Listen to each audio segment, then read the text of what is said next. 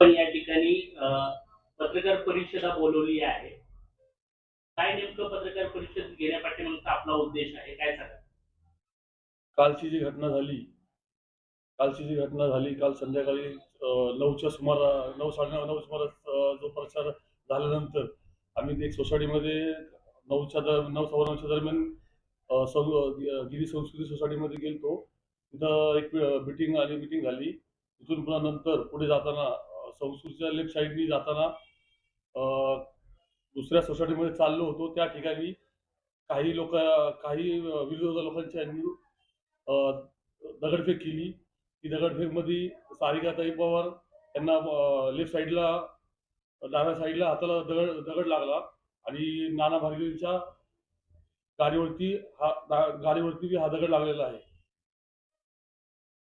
दगडफेक करून जो प्राणघाती हल्ला झालेला आहे, या सगळ्या घटनेला कारणीभूत जबाबदार म्हणून आपण कुणाला पाहता? विरोधकच असणार आहे याच्यामध्ये आणि दुसरे कोण असणार आहे?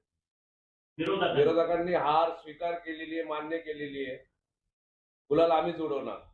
16 तारखेला गुलाल आम्हीच उडवणार. ऑलरेडी विरोधकाला असं कळलेलं की त्यांनी आधी पहिलेच त्यांनी अशी त्यांची हार स्वीकारलेली आहे. आता पुढची रणनीती आपली कशा पद्धतीने असणार आहे? या सगळ्या घटनेला उत्तर देण्यासाठी आपण कशा पद्धतीचे पुढचे पावलं उचलणार आहे त्याबद्दल काय नाही, आम्ही जे आजपर्यंत गेले 4.5-5 वर्ष झाले आम्ही जे कामं केलेली आहेत. आज रोड झाले, रस्ते झाले. आज आम्ही ज्या ठिकाणी आमचं ऑफिस आहे त्याच्या मागच्या साईडला खंडेवाडी रोडला आम्ही एक 40 लाख लिटरची टाकी बांधलेली प्रमोददादा भानगिरे यांनी. तर भरपूर विकास कामं केलेली आहे. ते दिसलं नाहीये विरोधकांना. ठीक आहे, 16 तारखेनंतर कळेल त्यांना काय आहे. निश्चितच प्रचार जोमाने चालू आहे. जनता मोठ्या प्रमाणात आपल्याकडे आकर्षण होत आहे. जनतेला आपला प्रतिसाद आणि आपला नगरसेवक म्हणून मान्य होत आहे. या सगळ्या गोष्टीचा डावपेच रचून तर हा प्रकार घडलेला नसेल का? हा डावपेच करूनच हा प्रकार घडवलेला आहे कुठेतरी. ते कळेलच आता. पोलीस प्रशासन ह्याच्या मागे लागलेले आहे. सगळे एकदम ह्याची सखोल चौकशी चालू आहे. जी पूर्ण कळेलच ह्याच्या मागे कोण आहे कोण नाही.